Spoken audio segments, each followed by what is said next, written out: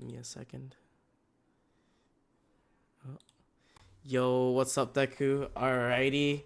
Hello and welcome, everyone. I'm Rice. I'm joined by one of our lovely commentators that will be casting tomorrow. Would you like to introduce yourself, Pinky? Uh, yeah, hello everyone. I am Broken Pinky or just Pinky, and super excited to be commentating this tomorrow. I was interested as soon as I got the elevator pitch from Rice, so definitely looking forward to see how it all shakes out. Yes, the elevator pitch. Yo, hello, welcome everyone. All right, so let's go into a little bit of our teams that we have lined up. Let me just move ourselves. You can see on screen right now we have on the left side, this will be what the teams will be called. I guess the left side is the new team names, and the right side is the teams that coach these teams. Any like standout teams that you see right now, Pinky? I think that the standout teams are the ones that are, in DivX, like Please Forfeit and Nightmare and Crossoda and stuff, but I don't know. I think these are all pretty awesome teams. Obviously, a lot of Div 1 teams such as Octopi and Sweet Tooth. I don't know. There's just a lot of really high quality coaches, and I think there's a lot of really high quality teams that are getting coached. So I think all around is going to be a lot of fun. Yeah, for sure. I mean the like the main the wow, I can English right now. um I think the main thing that we like went into this was that, you know, there's obviously going to be teams that have a lot of experience coaching, and there's going to be teams that don't have a lot of experience, and it's like having that like median between like people who, you know, want to coach, right? People who like have that experience, and then also like people who might like not have the experience but are interested in like coaching. It's like, you know, this is a good way for them to get into coaching, see like if they like it or not. Yeah, exactly. Because coaching is very easy to mess up, but when you do it right, it's just an awesome. From my experience, it's an awesome bond between the team and the coach itself. And I would definitely appreciate to see like these coaches actually sticking with the teams they are coaching for a good while, because I think there's a lot of potential to really improve some of the teams being coached. It's called the Inkling Development Program for a reason. Yeah, I mean, like just in general, also like most of the interviews I had are from the people who are more experienced, but we had a couple people who just like, you know, they thought it was like fun, they thought it was a really cool idea. I know for some of the teams they're like, you know, after doing this I actually want to do a little more coaching, and it's like, you know, you can either like with this program we gave them teams, they can coach the teams they have, or they can just like talk to more people that they want to coach. Yeah, exactly. It's like you said, it's just a great start to get into coaching. So I would love to see a lot of these higher division teams just sort of take that gateway into coaching, because I think coaching is just it's very mutually beneficial for all sides, at least from my experience of it. Yeah. All right, let's get into one of our interviews. Enough of this small talk, right? Everyone's here to like listen to what some of these coaches have to say. So let me adjust the screen real quick and we can get right into that. Um, don't mind the audio is a little off, but you know, we do our best as we go. So we're gonna first listen to what Cherry Limeade had to say. This was a team who was very experienced in coaching, so like they obviously had that background going into it. But I think there's a lot of things we can sort of get from what they were saying overall. Hi, my name is Krem. I play for Cherry Limeade. I guess I'm the resident flexible aggro entity. I guess I'm mostly known for Gluga, or I was. I mainly play Sword and Shot now. Still waiting on Gluga Deco. Please give me my wife back, Nogami. I miss her so much. Um, Mainly on Limeade, but just yeah. I used to play for Vitamin C back in the day. Was also on Healthy Diet Food Groups and Reversal. Yeah, I'm Pika. I am also on Cherry Limeade with Crib. I most known for Blob as of late, kind of just playing general sloshers now though. Blob very much still included. Um, and I mostly just act as the shot caller or in-game leader for the team, so just focusing mostly on callouts and just filling in whatever needs to be done.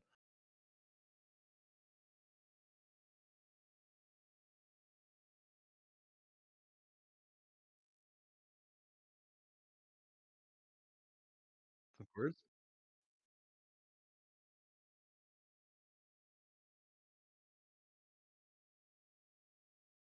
Uh, we were assigned to Rapid Ascent, which is sort of funny because both Crib and I actually coach them normally.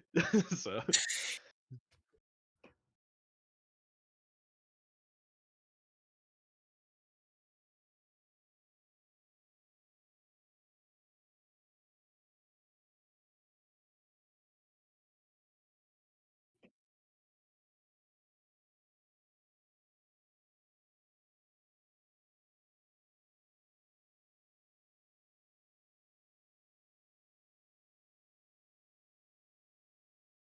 you want to start on that, Crib, or do Yeah, you want me sure. to?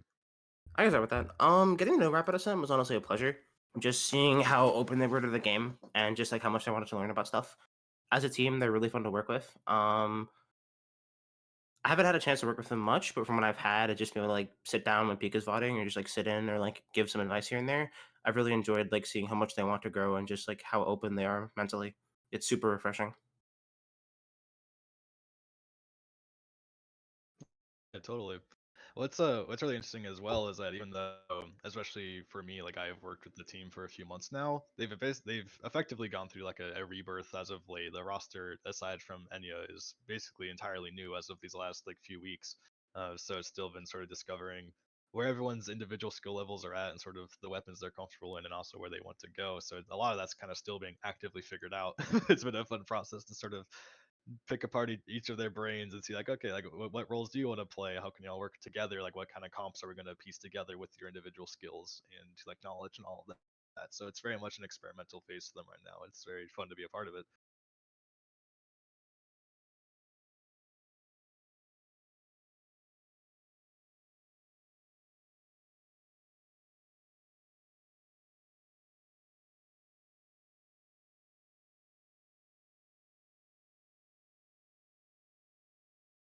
Absolutely.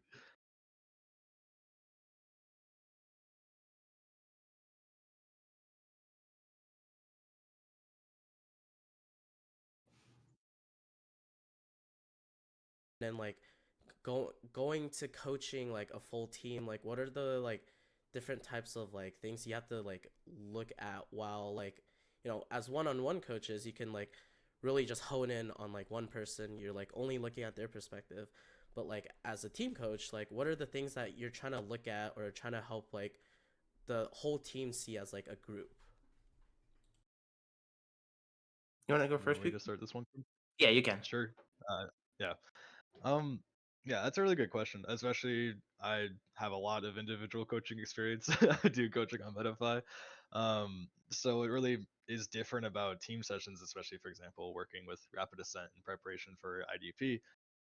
um, is you first of all just kind of even the raw format of it is that in individual coaching you're looking at that person's perspective for exactly what you're saying, like how can they improve on their own individual smaller scale stuff. But when it comes to team vods, you're basically always looking at the overhead perspective for those replays or those recordings just to see the whole map, and that's all you're really talking about is really paying attention to how everyone is falling in line with each other, like what are the positions like in relation to each other, what are the special usage timings looking like around each other. It's all from a completely different perspective of just the team moving as a unit and pointing out when a certain person is out of line there, whether they're too fast or too slow or everyone's grouping up too much or something like that. It's all just looking at the bigger picture of how the four people connect together and only really talking about a one individual's performance or decision making, like when it's an outlier in either a good or a bad way.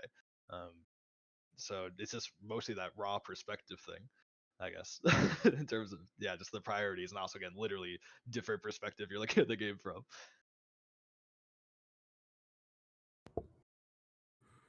You have something you want to add to that, Grim? Yeah, sure. I'm not add to that. It's just like I've mainly done a lot of individual coaching, and like I was doing individual coaching, you're like focusing on like the individual and like what you can help them do better. Like with team coaching, I find myself like focusing on a lot more broader concepts and making sure like I'm not getting into like too civics, like civic enough to where they understand, but like definitely like keeping things moving along at a steady pace so we can like get through it, but also to just keep everyone on the same page and like stopping to like ask like is this good or like does anyone have any questions or just like checking in. I found it's like super helpful during team pod. Totally. I like how you said like keeping it kind of basic, kind of fundamental, because that's another thing too, is that when you're focused on the team, you're focused on, are we addressing the most basic stuff? Like, are we painting well enough? Are we watching flanks properly? Are we playing objective efficiently? Because when you're looking at individual stuff, there's a lot more excuses. They can say like, oh, maybe like your role doesn't need to worry about painting right now. Your role doesn't need to worry about objective right now. That's on someone else. When you're looking at the team, it's always a question of, okay, so who is actually the one doing these things, or how many people are doing this thing? So you really do focus a lot more on the basic stuff before anything else.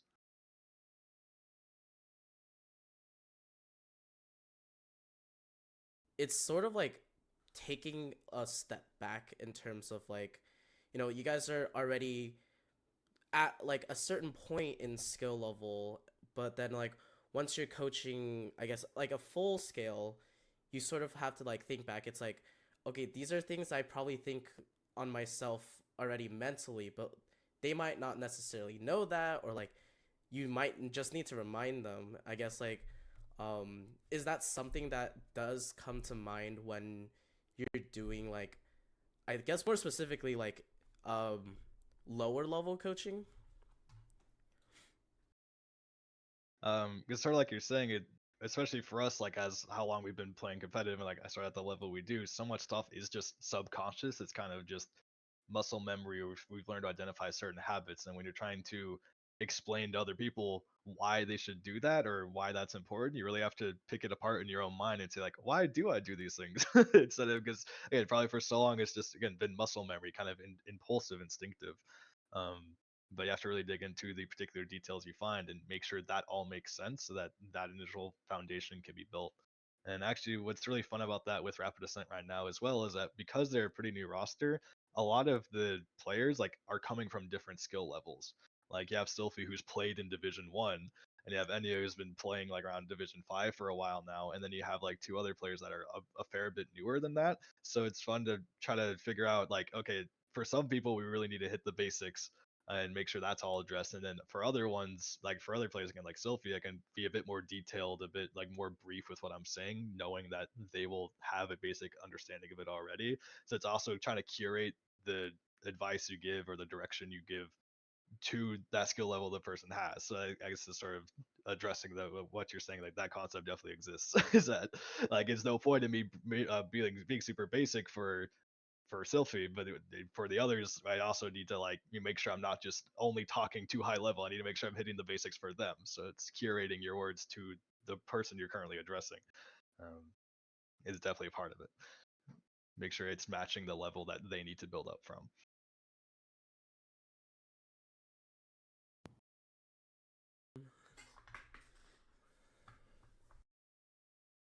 Something I picked up from like watching Pika and Race Coach was breaking things down into analogies. I was like plucking from my own experience and thinking like, how can I best break this down in a way that's easy to understand? Because like it's kind of right, and that like the higher level in Splatoon you go, like I think things get harder to explain because a lot of decisions that players make is like they're thinking through their own head so fast. It's just like you're not really like giving it much thought. It's very impulsive. So like to step back and break that down is a very unique skill that I think like people should definitely cultivate. And it really helps with coaching if you're able to just look at your impulse and be like, why did I do that? And put it into a way that makes sense and why it should be added to like someone lower level than use flowchart. Of like why you should even do this to begin with.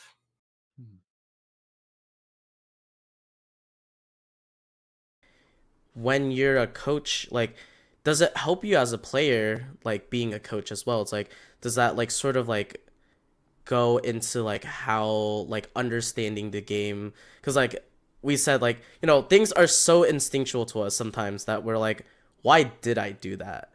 And then like when you're going back into like watching yourself, you're like, yeah, why did I do that? I'd say like for me at least, like coaching, learning how to put those thoughts into words on the spot has helped so much in my gameplay because especially as a shot caller, like sort of my whole job is to point out or like notice things going on and briefly like just quickly on the spot communicate based on the information I'm seeing right now, based on what I'm seeing on my screen right now, how should we react and giving a distinct direction to that. So if I was just inputting on my controller with some instinct that I think will help me win a 1v1 in that moment and not saying anything, that's not really helping. Even if I have that knowledge in my head like works, actually knowing how to break that apart and communicate it quickly is super important just to call outs in general, but again, especially in the shot call context. And again, sort of coaching, trading me to do exactly that, to really try to match words to my thoughts about the game has helped like exponentially with that. So it's been one of my favorite things about coaching for the last like couple of years now. Do you have a similar feeling, Krim? Because I know you have been exploring coaching more as well. Yeah, I definitely have a similar feeling. Especially since I work with a lot of aggros, a lot of aggressive play I think is like impulse, and I know a lot of aggro players aren't the best at explaining it. So like coaching has like forced me to like look at some of the decisions I've made and being aggressive and be like, why did I do that, or why did that work, why that didn't work, like how I can tweak or adjust it for next time. And that's really helped in my own growth because I'm able to look at a VOD and be like of myself and be like, okay, doing that was really bad. I can adjust it in this, and this way, or I can try this, or like if that was good, it's like okay, this worked because of this, and this reasons, and I should put that down for later as to why I should keep doing that. So it's definitely helped my own growth a lot. Wow, what am I trying to say? I know, like coaching. Sometimes people are like sort of afraid to coach, or like they don't like know really like what to say. And I guess like, what's like one piece of advice that you would try to like tell people that want either like are interested in getting into coaching or like are still like relatively new to coaching? Uh, I mean, at least for me, I know it's the generic just do it, but it really is true. I even just like a few days ago, I started laughing to myself, thinking back like how nervous I was for my first ever coaching session, and like how long it took me to explain certain things that now I can like say a lot more clearly in much less time. Um, so it's something that you just again the more you practice it, the better you'll get at communicating those thoughts, and the more just the better you'll feel about it. And it's funny enough, my first ever Medify student was IB Woomy, and look at him now. He's doing really well in tournaments. He's top of the city leaderboard, so I think I helped him out a little bit. But it's just funny to think that like again, something that took me 20 minutes to explain to Woomy like a year and a half ago, I can say in 5 minutes or less. The same kind of abstract concepts and stuff like that, and yeah, it just takes getting used to. But the other thing I also would say on that is like even if you are like in terms of being in the competitive scene, like maybe you're not as high level, like maybe you are just mid level, even like kind of breaking through low level, like still it's fine to still try to coach people underneath you. Like if you have any bit of experience that someone newer to the game thinks might still be valuable, like that is still valuable experience you can share with them. You know, again, even if you're not a top player, if you're not a high level player. Because that's still again like any bit you have over them, if they want that time from you, they want that information from you, like feel happy sharing it. It doesn't matter if another player could say more on it than you could. Because yeah, it's still helping them first of all, and second of all, just like we were saying before, like it's going to help you hone in your own understanding of the game because you're really going to have to challenge your own thoughts and wonder why do I think these things. And when you're forced to put it to words, you might be like, oh, maybe this part can actually get better, and maybe other parts be like, oh, that actually makes a lot of sense. I really like the fact I think this way. It'll help you grow as well. Um, so really, don't be afraid of it. That's funny. Again, it sounds basic, but it really is true.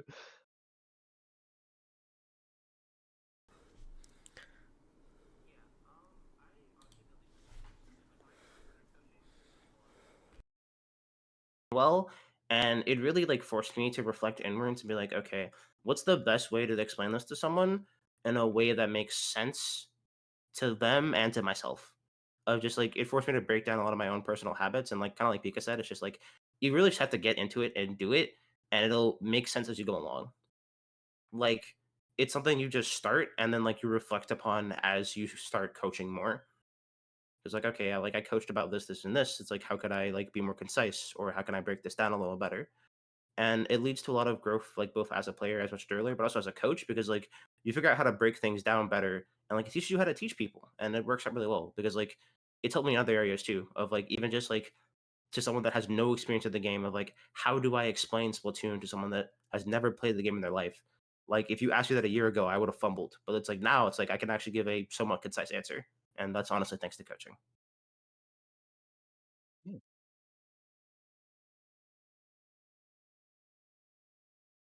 The biggest thing was just like, put yourself out there. Like, just what's the worst that can happen, you know? Always for me, like I have like the Medify platform. I'm able to like rely on actually get paid through that and have a lot of fancy organization stuff. But like even if you just want to offer free coaching to other players, like you don't have to charge for it. If you do, you can. If you want to charge for it, you can also do that independently. You don't need to be on something like Medify. But I honestly think doing it for free to start would be nice because that's actually what I did as well. Like before Medify, I did coach for free. Shout outs to Skep when I first ever coached and realized how much I liked it. And what helps about that is that like, hey, you can just you don't feel like you're forced to deliver because like they didn't pay you anything. You're just here to try to help them. So it really lets you be more relaxed about it as well. So like if it is kind of scuffed, that's okay. You were just trying your best. It was all in good faith, and then you just try to get better at it for next time. So it doesn't need to be super fancy formal, all of that. It can be just free coaching with a friend. Just gotta give them some feedback to start out with. Just see how you really like it.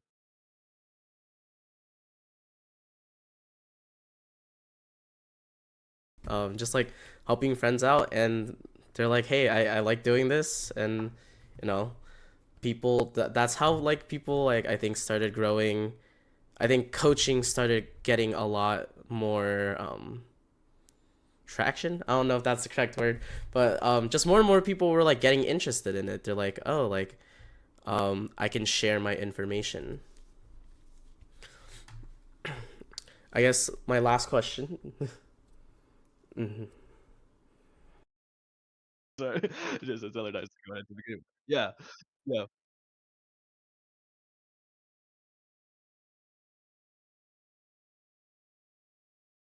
A lot of fun getting to know new people, getting to like, really test their own knowledge of the game.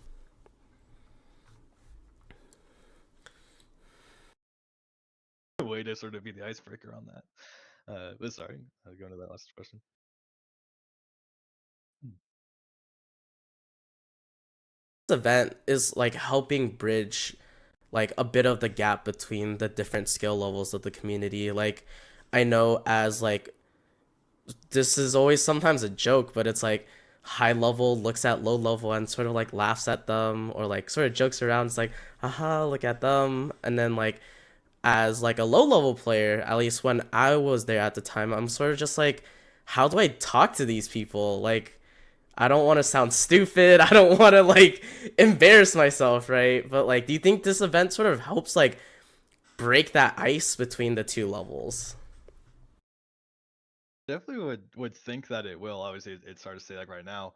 But I just know sort of just like you were saying, in my own like coaching experience, it was really interesting how quickly I developed more of like an appreciation for how much of like the low level like competitive community there actually is.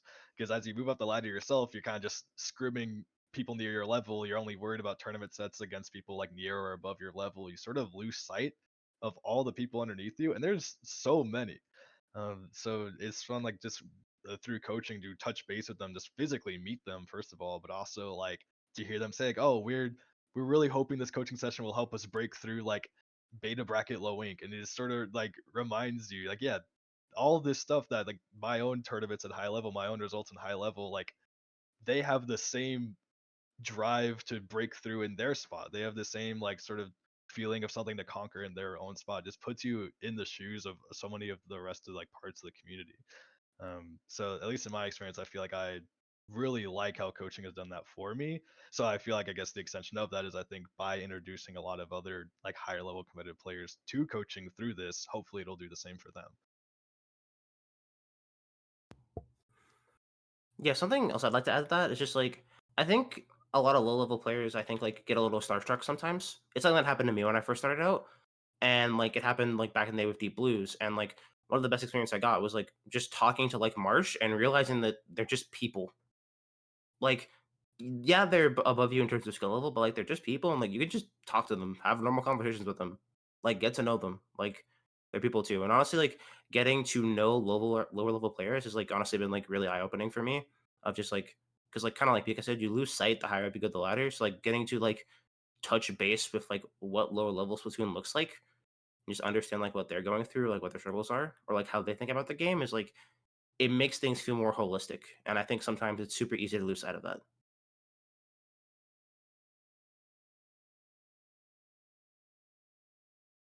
Think at least from higher levels, like, oh, why do I want to watch low ink? I'm like, I don't know any of these teams, but it's like, if you coach them or if like you talk to them, it's like, yes, I want to root for this team to win. I've worked with them before. What happened when Looney Divisions came out. And Krim can attest to that. Or like as soon as Divisions came out, I was like, oh cool, we're in Div 1 again, and just more so just went straight down to be like, so how many of the other divisions have teams that I recognize? And I was like, oh, there's one team I worked with on Metafy in Div 5, there's one in Div 6. Oh, let's go, y'all. Like it's just where normally if I wasn't coaching them, I didn't feel a connection to those teams down there and want to see like where they get placed and go DM them to congratulate them and stuff on it. Like if I didn't have that connection to them through coaching, I was like, oh, we're Div 1, cool, and close the forum. But it gave me such a reason to keep an eye on the rest of it. So it's sort of that exact similar idea of like if you're connected to people in low ink or just anything like that, anything low ink adjacent, just actually makes you feel a lot more invested in it, even if you're not able to play in it yourself. For sure. I guess like thank you guys for your time. We went a little bit over. But that's that sounds normal.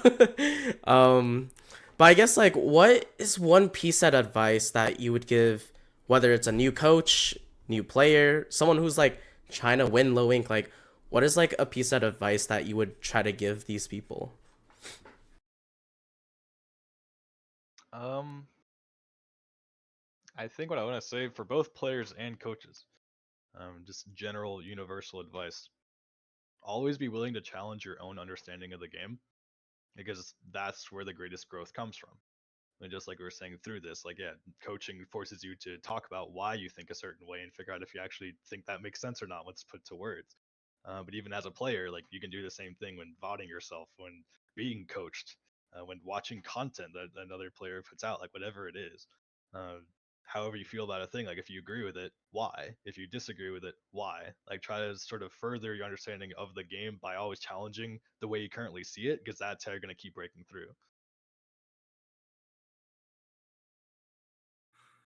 Krim? Yeah, yeah, and to add on to that, I think I would just recommend being open-minded. Like, just be open-minded in both aspects because as a coach, you need to be, like, understanding of, like, where your players are coming from. So, taking in understanding as much of the game as possible and learning to be open-minded about, like, what people like to pick or how they like to play and how you can make that work effectively is super important. And also helps as a player because, like, it means you're willing to play with more things and hear more things out. Like, obviously, like, I know we're known for it as a team, but, like, doing more coaching and, like, with low level teams have been like, huh, I didn't think about that in that way before. I'm gonna jot that down for later. There have been some weapons where it's like I thought I had a general understanding of them, and I'm like, oh, okay, well they do this, this, and this, and then like I coach them, and they're like, oh, well they can also do this, and I'm like, I didn't think of that at all. Actually, that's super cool. I didn't even think about that weapon being used in that context so effectively. Like, thank you for opening my eyes. Again, thank you guys so much for your time. Why don't you guys plug yourselves a little bit? Where can people find Pika? Where can people find Krim? And where can people find Cherry Limeade? For me, if I exist on a platform, it will be Pika Dave 465. That's my Twitter. That's Twitch, YouTube, Metafy, or if you want coaching from me directly, you can go there. And Blue Sky, once that becomes public. Um, it's Pika Dave 465, no matter where it is. For me, it's basically Kermithy. It'll be on Twitter until the platform dies, and Blue Sky when the platforms are public. And you can find most of my stuff on YouTube right now, and that's also going to be Kermithy. So check those out. And I also do photography stuff, but that's not public yet. So yeah. All right, and that was the interview we had with Cherry limeade. I guess let's talk a little bit about it, Pinky, or if you want to. Um, I guess like going into like what they said, right? I think one of the biggest things I understood from what they told me was that coaching gives not just the like people getting coached a perspective, but also being the person who coaches another person, you sort of have to like think in a different way than you would normally as like a player. Yeah, I agree with that. I think Pika put it really well that like in order to teach someone uh like what you think about something, you have to challenge yourself on why you think like that. Like because things in this game aren't black and white. It's very layered, and there's a lot of factors behind pretty much every aspect of this game. So I think if you want to teach it to someone or coach someone to get better at this game, you have to ask yourself why do you think certain things work and why do you think certain things don't work. And I mean, at some points, even come to new realizations that you might have been wrong at first, and you have to course correct a little bit. Yeah, I mean, I think like something that um trying to think of an example of like something that's like that recently, but it's like I don't know. I won't get too much into it, but people are like, oh, Zuka meta this, Zuka meta that, but it's like it's I think from what I understand too, it's like when I saw the Zuka buff, I was like, okay, 20 damage, that means like two indirects can kill someone. But I also think just in general why Zuka's so much better now is also that people are taking the time to actually like know how the special works, how to work around it. It's not just, oh, I shoot this way and I get value. It's not always necessarily like that. It can be, but I think people are starting to understand um how the weapon work, how the special works. Yeah, I mean, to kind of bounce off that, there's certain things that have like been in the game from launch, like because only now I feel like the like complaints about Zuka startup lag are really prevalent, but like that's been a thing since the game launched. It's just we didn't notice it because Zuka wasn't nearly as prevalent as it is now until this most recent patch. And I think another one was Ink Vac because everyone was just kind of crapping on Vac. Everyone said it was among the worst specials in the game. Certain people said it was the worst in the game. And then JP teams just started popping off with it, and then they won Splat 3 Worlds with it, and everyone was like, "Well, I guess Vac's part of the meta now." And it had its time in the sun, and then it faded away a bit, and now it's in a spot where like it's something worth expecting at certain times. Yeah, I like to go off what you said like in the JP tournaments too. It's like I feel like a lot of the time in NA we are just like, waiting for JP. It's like, "Oh, did JP did that? Okay, let's follow them." But I think like when we get into a more better understanding of how the game works, obviously things are going to be discovered. That's just how the game works. That's how, everything works. But I think um sometimes we're very um I want to say stagnant, but very like stiff on the way we think about things. Yeah, I think a big difference between NA and JP Splatoon that at least I've noticed, and keep in mind I've not seen much of JP Splatoon, but I've obviously seen a good amount of NA just by way of being a commentator. But I feel like NA is less willing to experiment and more so just, or I guess the West in general, less willing to experiment and more so just want to play what works and play what you know what is winning and what is likely going to win, rather than trying to, I guess, push new boundaries and push more unique strategies like Japan does, where you have stuff like a vanilla splat roller doing incredibly well. You have stuff like range blaster popping off even before cooler meta or what have you. Yeah, definitely. I mean, even before cooler meta, JP was still experimenting with that.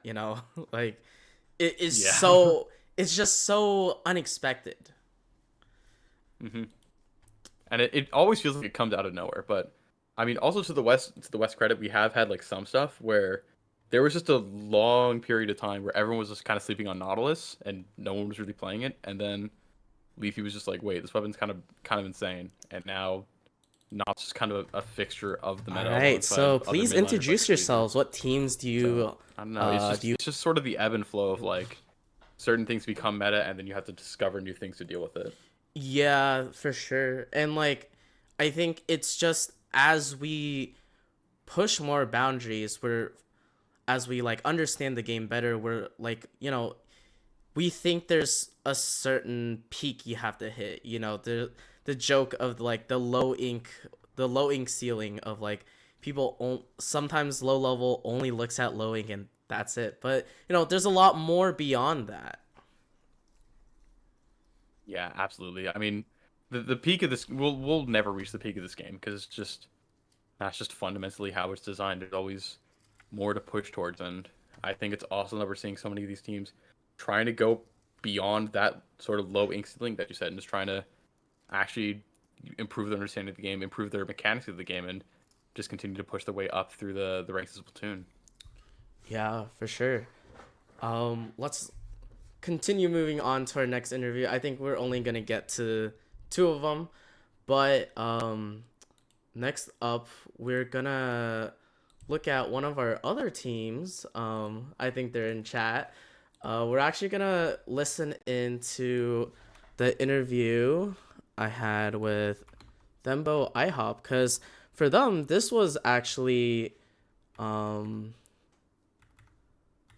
was actually their first time like being in this environment of coaching, and like I think they had a lot of All right. experience, or like a lot of fun like getting to learn coaching or getting to get familiarized with it. So let me just pull that up real quick and we can listen into some of the information that they had to tell us.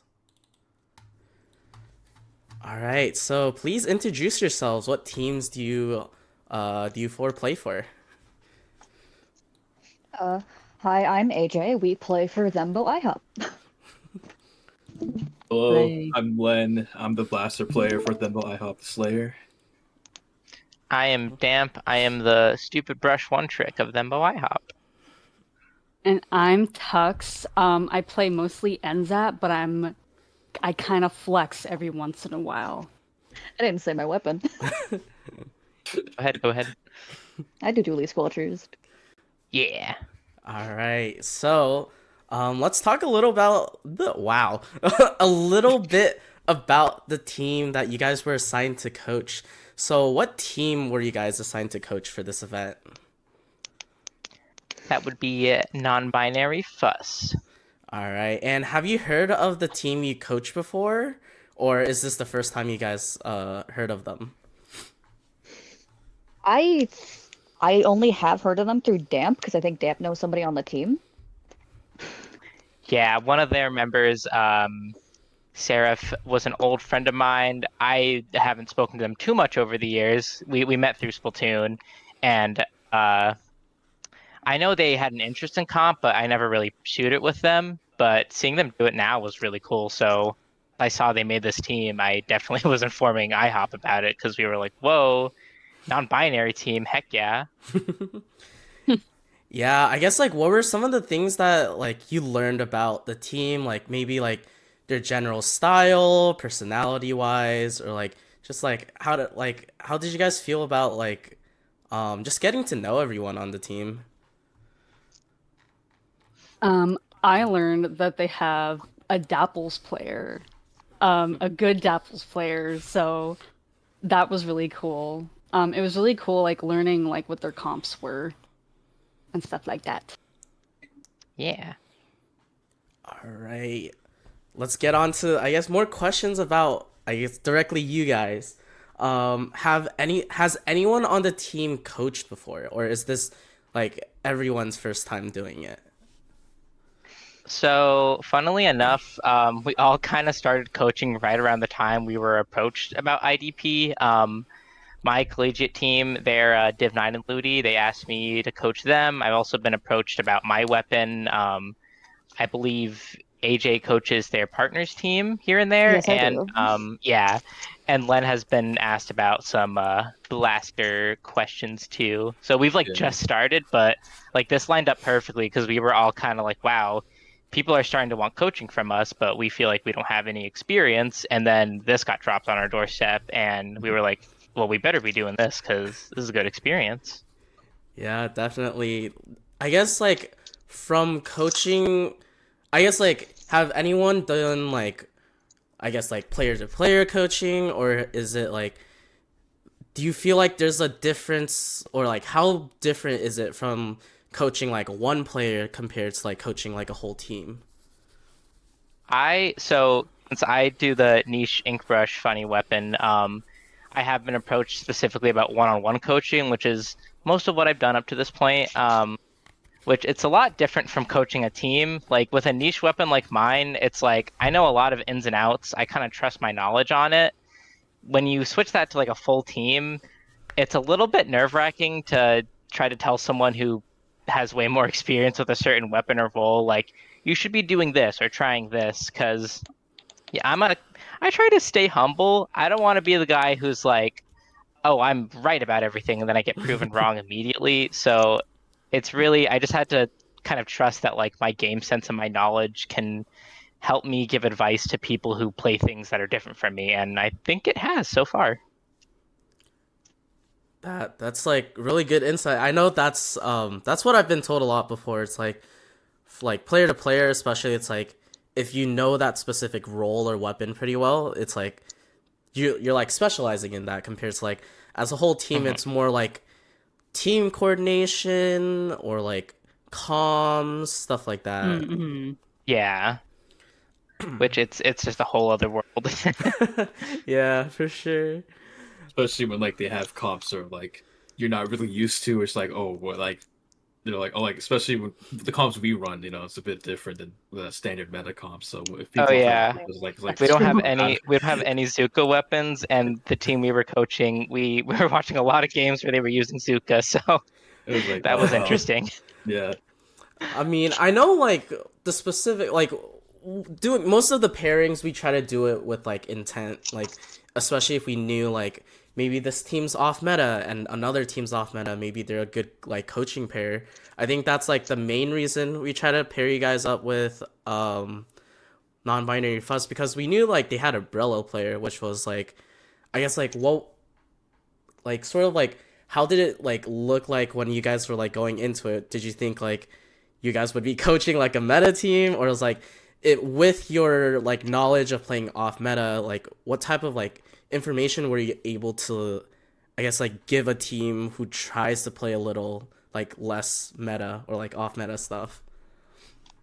Um, I think it gives us insight on like maybe expectations because when I was coaching them by myself, because we actually kind of did like separate sessions with non-binary fuss, but when I was coaching them, I think being on a not meta team kind of helps me communicate to them like you don't have to have cooler. That's kind of what I was talking to them about because they were trying to implement cooler. I'm like, it's okay if you want to, and you should experiment. And they were experimenting a lot.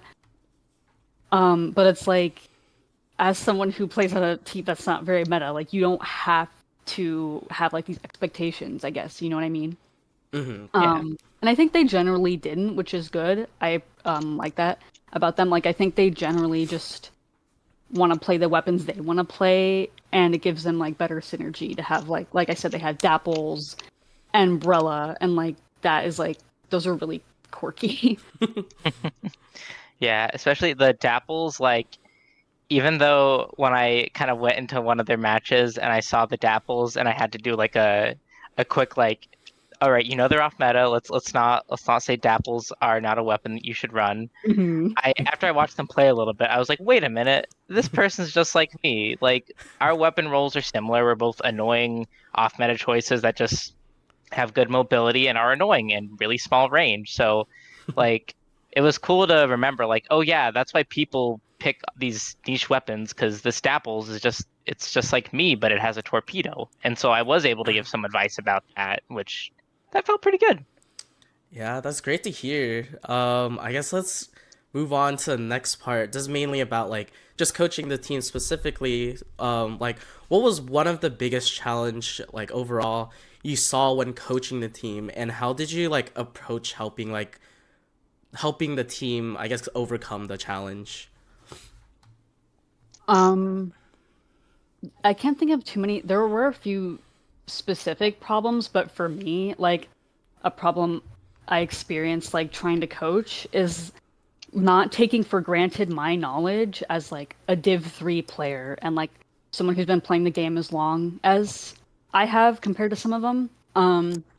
Because if you want to effectively like teach people things, you have to like kind of you have to go in order of the things you're teaching people.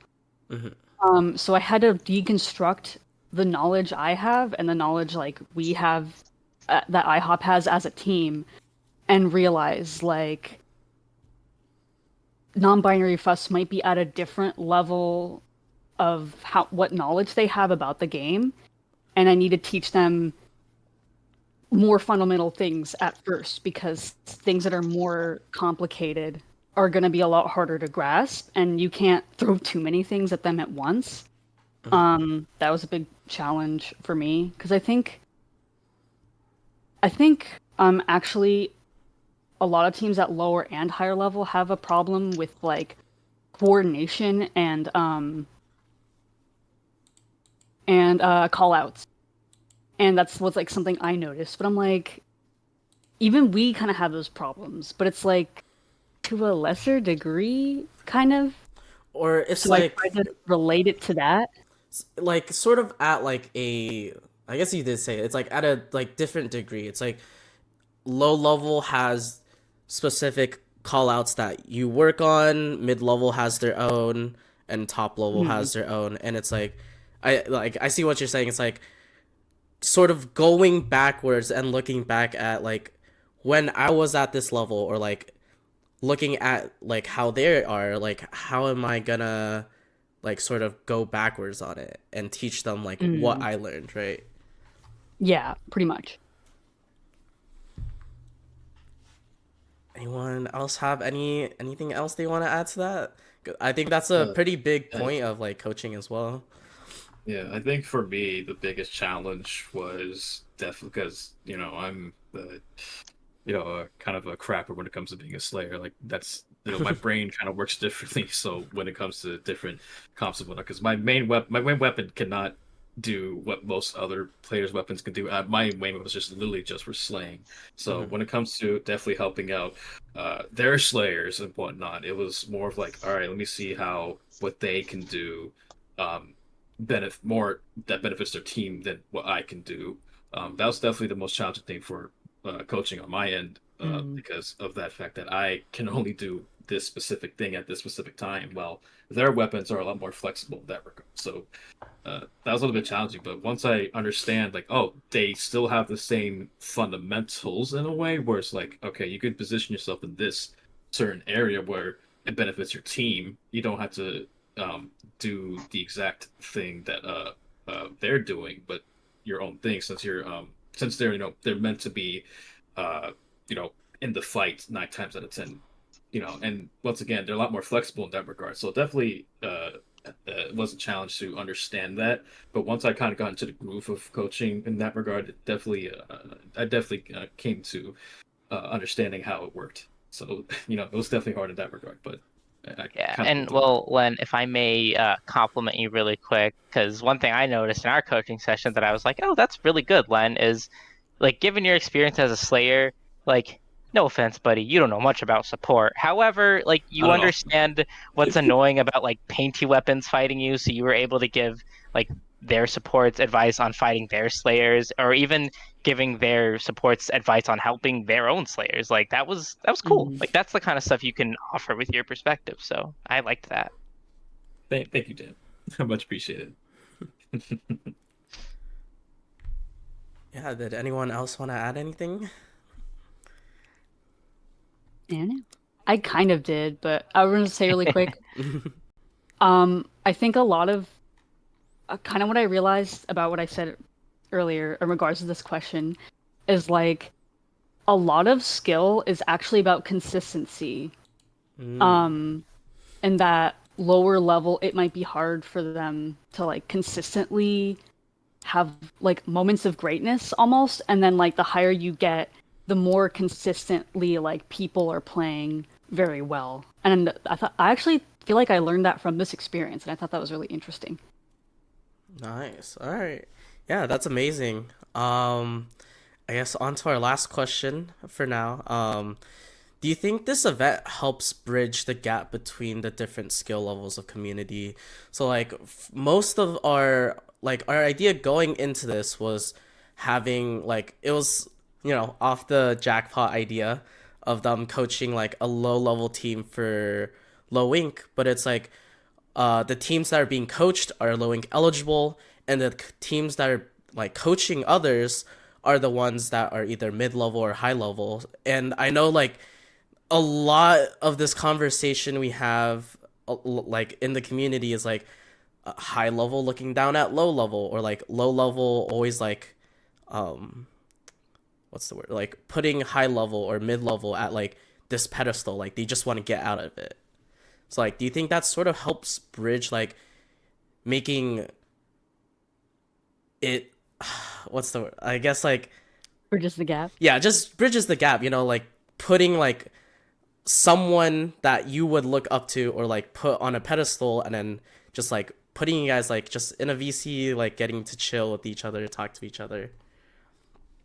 Yeah, I definitely think it helps. Our competitive scene is very, very tight and pretty small. Not pretty, but it's extremely small. And coaching definitely helps lower level teams get to understand and experience the game on the high level players, like mindset, like they understand how the game works on that fundamental level, and it helps higher level players get to understand how low level players think and their motivation of why they start to comp in the first place. Not everyone becomes a god tier player overnight. That's just not how it works. Everyone starts small or somewhere. I think it also helps the scene learn about standout players and teams, with their adaptation, because remember silly kitties became a div 4 team, and like over like a month or so they were like considered to be like a div 2 team, and Zenith on that team was like, now they're playing for like high level top level players. It's just honestly insane.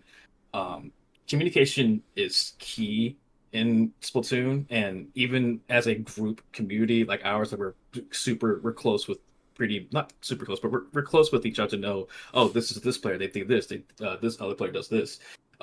And I definitely believe that this program helps with that a lot, with the communication, understanding each other as a competitive scene. Yeah. I also like I do like because ever since also getting Div 3, like I have had a few players come up to me and be like, "Wow, you're really cool," and I kind of like freaking them out because I just try to be very chill about it. I don't see myself. I don't like putting myself on some pedestal with my skill level. Not even that ours is that insane. I mean, I'm proud of it, but I'm not that proud, you know. But Wow. like, I always try to be very like inviting and not look down on anyone, because I do hate that. I remember what it was like being lower level and like just feeling like a mass amount of disrespect from some mid level and high level players, and it's just like it doesn't have to be that way. I'm also like, my sense of humor is just very like I'm like the butt monkey of every group, so I try to do that with lower level people. I'm like, guys, don't worry, I suck at Splatoon. Like, I have some advice, but don't you worry, I fuck up everything you do. Like, it's just anything to make them chill and just realize like they are the same kind of player as me. Like, just because I have a higher number attached to my name does not mean they are like any kind of leagues below me. Luckily, non-binary fuss wasn't really like that, but I've just seen that with other players, so I always like to talk to them and just get to know them and let them understand like I'm not like a weird high level, mid level person. I'm just Damp Waffle. Yeah, I know. It's like I know when I was in low level, I always was like, "Oh my god, like that guy's so cool." They're like Div 2, they're like Div 3, but it's like in reality, like a lot of us are just like, we're just like here to hang out with friends, get to meet new people. It's like that's Mhm. part Yeah, that's just part of like what's so fun about like Splatoon, and you know, just the competitive scene in general. yeah. All right. Those are all my questions. But is there any last comments you guys like to maybe like incite other people if they're watching. Yeah, I have a few comments. First off, thank you and the staff for making this program. This was a very Yeah. quick thing that y'all did, and y'all pulled it off very well, considering like there's so many teams here, low level, high level teams, and they're all just communicating with each other, like extremely well coordinated between you guys, you and the staff. So, kudos and thank you for this opportunity. Much appreciated.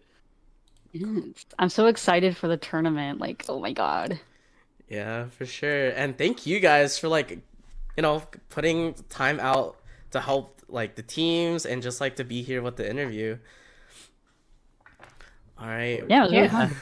But like, why don't you guys plug yourselves a little bit? Where can the people find you? At IHOP Splat or IHOP_Splat on Twitter. Yes. And for me, that's at damp_waffle. Very hard to remember, I know. It's also damp-waffle if you Yeah. got the blue sky thingy. I'm at Tux67 on Twitter and Blue Sky. Hee Anyone I else? am AJ on Blue Sky, spelled how my IGN is, and 5488AJ on Twitter. The numbers might be complicated, maybe just go to IHOP's Twitter account. Oh, true. You can find our Twitters on it.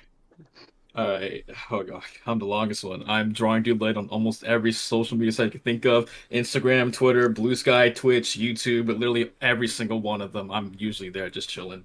Follow Len on Twitch. Yes, I'm a streamer. You can listen to us do stupid things. Yeah, you can watch us play tournaments and stuff. He loves Be to like silly. make our life experiences into content, so follow him. Exactly. True. All right. Thank you guys for your time. Of course, Alright. thank Yeah, you. thank you. Thank you. Mhm. All all right, and that was our interview from Thembo IHOP. Obviously they were a team who was a little less experienced in coaching, but giving them this perspective of like having the opportunity to work with a team, it gave them a better understanding of how to move forward in coaching. Yeah, and I love that they were able to extrapolate all that from coaching. I think that's awesome for all of them. And I would love to see them continue to coach throughout this Splatoon in general because it sounds like they have a lot of fun with it. Mm-hmm.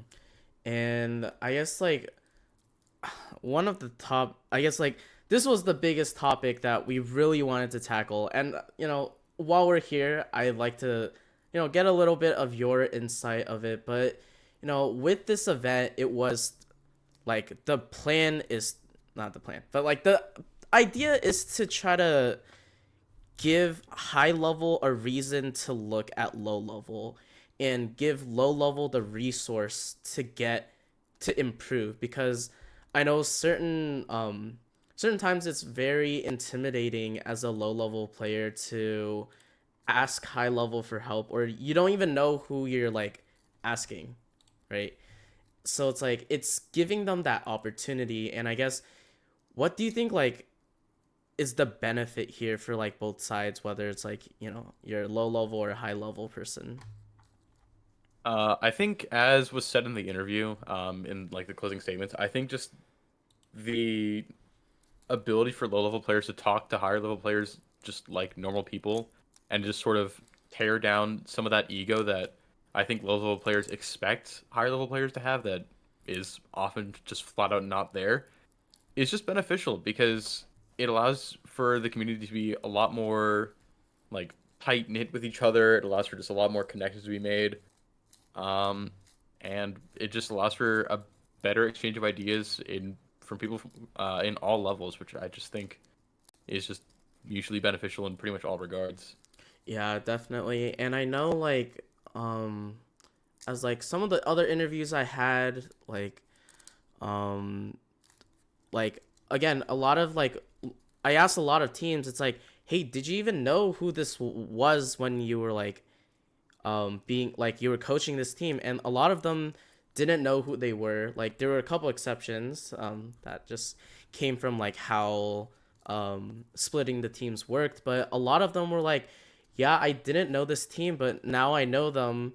Now I want to root for them. Now I want to like see how much they can improve. And it's like that's not necessarily something you'll see if you're not coaching or if you're not um like putting yourself into low level or into lower levels.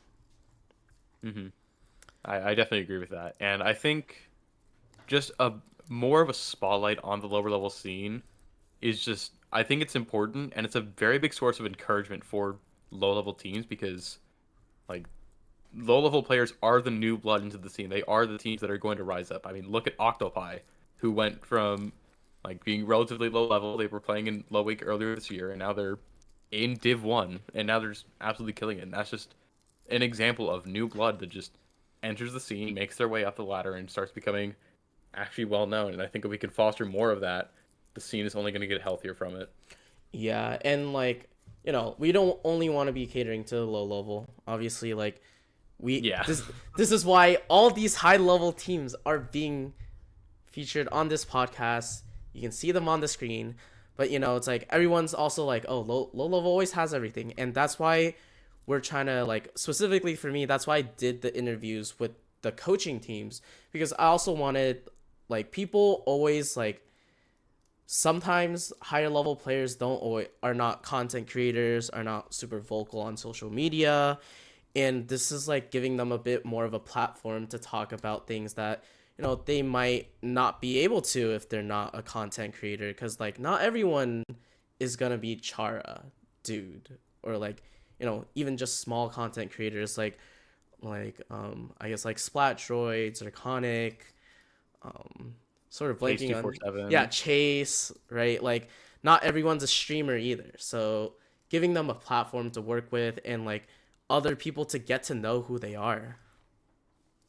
Yeah, I think I mean, all around is just a great way of spreading awareness for a lot of teams and pretty much all levels and giving you more access to cool people because pretty much everyone in this scene is awesome. There are some bad apples, obviously, but there are a ton of amazing people, and I think if we can put as much spotlight of them as possible in pretty much all levels, I don't know. I just think that's awesome. I feel like there's a lot of awesome people that deserve a ton of spotlight and deserve to have some of their ideas heard, and this is a great way to sort of instigate that.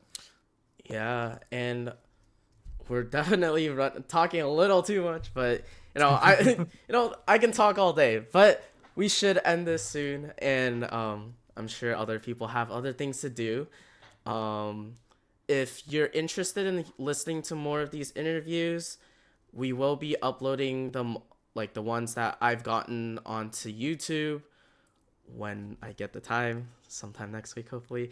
um, uh, but yeah, let's like I guess do a little bit of a closing statement, right? Like Pinky, where can people find you? Like, thank you so much for being here. Of course, thanks for having me. You guys can I'm most active on Twitter at brokenpinky underscore. But you can also generally find me commentating either here tomorrow or more commonly on stuff like IPL. And yeah, I just kind of get around. But Ice, where can we find you? Yeah, well, everyone can find me like our ads are on the screen right now, but people can usually find me at We Like Rice. It's sometimes lowercase, sometimes uppercase, sometimes the different words are uppercase. I like to be annoying to people, but yeah, I'll be the streamer for tomorrow's event, and hopefully you guys tune in for the big tournament that everyone's been preparing for, and sort of like get to meet some of these high level teams and these low level teams. Yeah, absolutely. I'm looking forward to it. Even just being on the commentating side, but I'm definitely gonna look for that VOD because all the TOs and all the production staff have just put so much work into it, and I'm excited to see it all come to fruition. Absolutely massive shout outs to you, Rice, and to everyone else on the staff making this possible and putting this together. All right, and we will be rating Splatoon 20. They are hosting Ludi sets right now, so I hope everyone sort of enjoys coming from this podcast to more action.